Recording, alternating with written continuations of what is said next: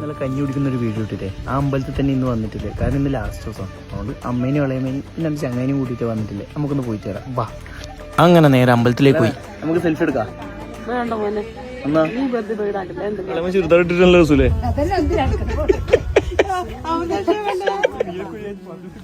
നമ്മൾ നേരെ പോയി നമ്മളെ കഞ്ഞി കുടിക്കാൻ വേണ്ടോ.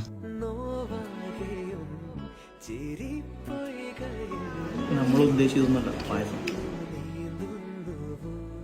അന്നദാനം. ഓ സന്തോഷം. അങ്ങനെ കഞ്ഞിയെല്ലാം കുടിച്ച് ഇനി പായസം വാങ്ങിക്കാൻ വേണ്ടി പോയി. പായസം എങ്ങനെ ഉണ്ടായിനി? കിട്ടുന്ന സാധനം തൊട്ടോട്ടെ. എനിക്ക് ഭയങ്കര ഊതിയാന്നല്ല. 2500 അച്ഛനായപ്പോ തൊട്ടില്ലെങ്കിൽ ആദ്യം 2500 പൂജ കഴിപ്പിച്ചിട്ട് കലശം കുളിക്കണം, എന്നിട്ട് ആദ്യം വ്രതം എടുക്കാനോ. അതുകൊണ്ട് 2500 കണക്ക് പറഞ്ഞു. അപ്പൊ പിന്നെ ശരി.